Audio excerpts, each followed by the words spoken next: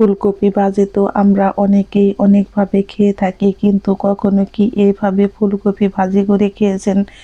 গরম গরম ভাত, রুটি, পরোটার সাথে খেতে কিন্তু বেশ মজার হয়।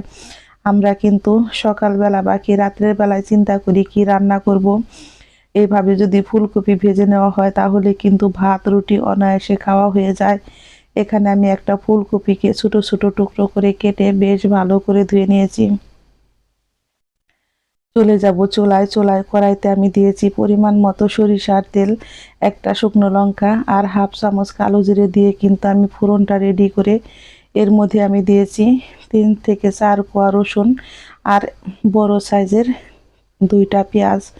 পেঁয়াজ রসুন কাঁচা লঙ্কাকে কিন্তু আমি বেশ ভালো করে ভেজে নিয়েছি। এখন আমি এর মধ্যে দিয়ে দিব ধুয়ে রাখা কপিগুলো।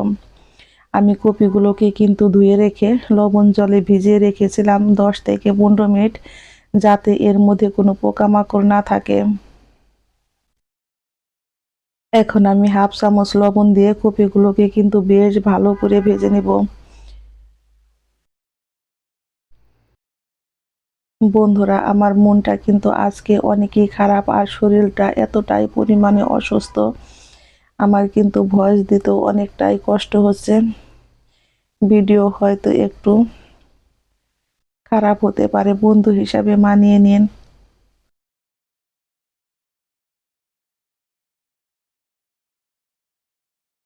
আমি এখন এর মধ্যে দিয়ে দিব অল্প পরিমাণে একটু হলুদের গুঁড়া। এই ভাজিটা কিন্তু একদম সিম্পল, কিন্তু খেতে হয় অসাধারণ মজার। একবার যদি এইভাবে ভাজি করেন তাহলে কিন্তু আপনারা বারবার এইভাবে ভাজি করতে চাইবেন, এতটাই মজার হয়।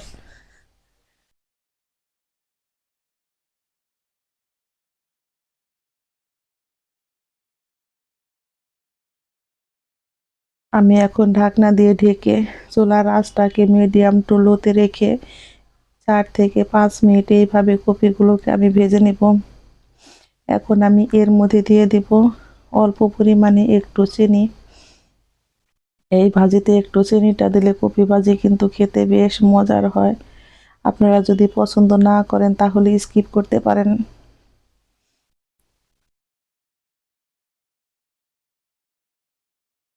এইভাবে ভাজি করলে ছোট বড় সকলেই কিন্তু অনেক মজা করে কপি ভাজিটা খাবে, আর বাচ্চারা কিন্তু বুঝতেই পারবে না এত মজার হয়েছে এই ভাজিটা। আমি এইভাবে ঢেকে ঢেকে বেশ কয়েকবার নেড়ে চেড়ে কপিগুলোকে বেশ ভালো করে ভেজে নেব। কপিগুলো কিন্তু আমার বেশ ভালো করে প্রায় ভাজাই হয়ে গেছে। এখন আমি এর মধ্যে দিয়ে দিব একটা ডিম। আপনারা যদি ডিমটা না দিতে চান তাহলে ধনিয়া পাতা দিয়ে নামিয়ে নিতে পারেন।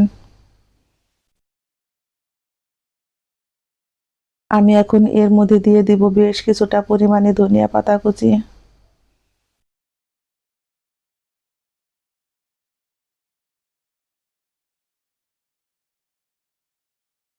আমি ডিম ধনিয়া পাতা দিয়ে এইভাবে কিন্তু 2 থেকে 3 মিনিট আমি কোনো নাড়াচাড়া দিব না, এইভাবে রেখে দিব। আমি ফিরছি 3 মিনিট পর। 3 মিনিট পর কিন্তু এখন ফুলকপি আর ডিম কিন্তু এখন খুব ভালো করে আমি নেড়ে দেব। দেখতেই পাচ্ছেন ডিম আর ফুলকপি কিন্তু অনেক সুন্দর মিশে গেছে, আর ভাজিটা এতটাই পরিমাণে সুন্দর আর মজা হয়েছে বন্ধুরা, এর স্বাদ মুখে লেগে থাকে কিন্তু সারা জীবন, এতটাই পরিমাণে মজার হয়। এই শীতের সিজনে আমরা তো অনেকেই অনেকভাবে ফুলকপি ভাজি করে থাকি। যদি কখনো এইভাবে ফুলকপি ভাজি না খেয়ে থাকেন, একবার হলো অবশ্যই ভাজি করে দেখবেন, খেতে হয় কিন্তু দারুণ মজার। আমার কিন্তু ভাজিটা একদম প্রায় রেডি হয়ে গেছে, দেখতেই পারছেন কতটাই পরিমাণে সুন্দর হয়েছে। আর খুবই অল্প তেলেই কিন্তু আজকে আমি ফুলকপিটা ভাজি করে দেখালাম। ঝটপট তৈরি হয়ে গেল আমার একটা ডিম দিয়ে ফুলকপি ভাজি। ফুলকপি ভাজি করার সময় অবশ্যই চুলার আঁচটাকে মিডিয়াম টু লোতে রেখে এইভাবে আস্তে আস্তে নেড়ে চেড়ে ভেজে নেবেন, তাহলেই দেখবেন অল্প তেলে কিন্তু খুব সুন্দর ভাজি হয়ে যায়। আমার ভাজিটা রেডি হয়ে গেছে, আমি নামিয়ে পরিবেশন করে দেখাচ্ছি। বন্ধুরা দেখুন কতটা সুন্দর হয়েছে, খেতেও হয়েছে কিন্তু সেই স্বাদ। দারুণ মজার। সকলেই ভালো থাকবেন, সুস্থ থাকবেন। সবাইকে ধন্যবাদ।